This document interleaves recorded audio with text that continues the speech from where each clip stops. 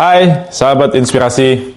Kembali lagi di channel Kapten Faizal New, di mana setiap episode adalah langkah kecil menuju pencapaian besar. Mari kita gali potensi diri dan raih tujuan kita.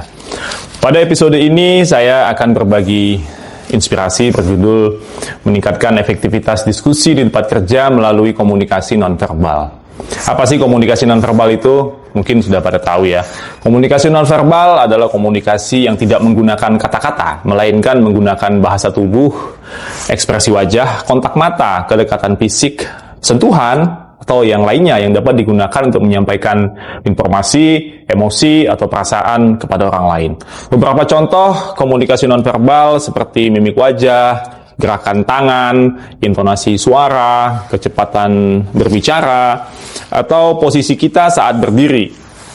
Nah, ini yang akan kita bahas. Artinya, cara kita memposisikan diri dalam situasi formal dan informal juga bagian dari komunikasi nonverbal itu sendiri. Misalnya dalam sebuah acara public speaking, saya pernah diberikan contoh oleh seorang narasumber untuk menyesuaikan posisi agar cocok dengan tone atau suasana yang ingin kita ciptakan dalam diskusi. Misalnya saat berbicara topik yang serius seperti menjelaskan definisi, konsep, temuan, dan lain-lain yang sifatnya serius, saya akan berdiri di sisi kiri. Sementara saat saya berbicara dengan santai, seperti memberikan contoh atau berinteraksi dengan audiens, saya memposisikan diri saya di sebelah kanan. Nah, pendekatan ini bertujuan untuk mengeluarkan emosi dan rasa saat menyampaikan pesan kepada audiens. Artinya secara terencana kita akan menyampaikan sebuah pesan itu secara serius atau santai, dan bisa juga ini sebagai sarana pengingat agar pembicaraan tidak terlalu condong ke kiri atau terlalu ke kanan. Kadang serius, kadang bisa juga santai. Jadi lebih berimbang gitulah, kurang lebih begitu.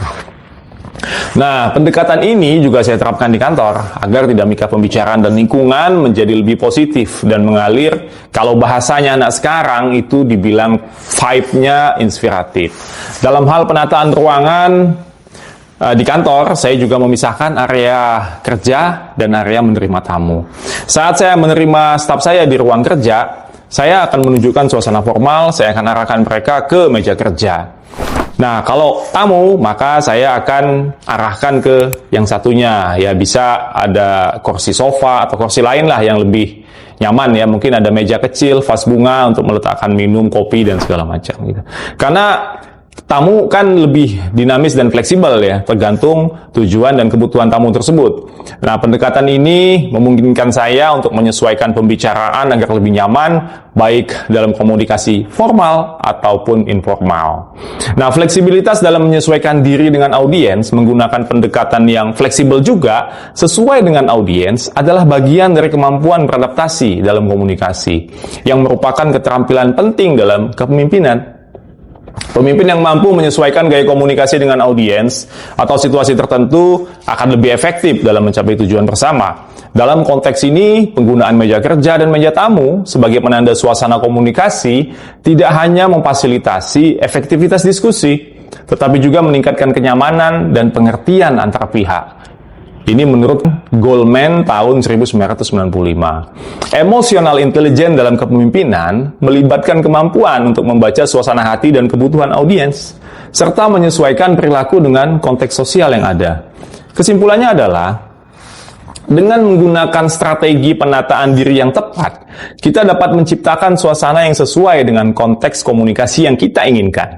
Misalnya dalam dunia kerja, penataan ruang kerja dan posisi kita dalam diskusi dapat memberikan petunjuk yang jelas tentang jenis percakapan yang sedang berlangsung, apakah itu formal atau lebih santai.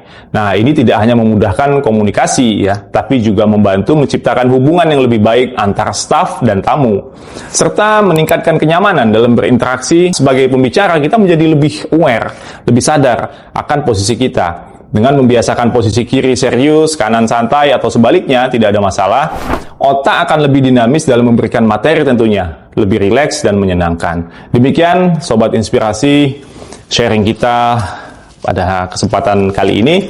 Jangan lupa subscribe, like, and comment agar channel ini berkembang lebih baik lagi.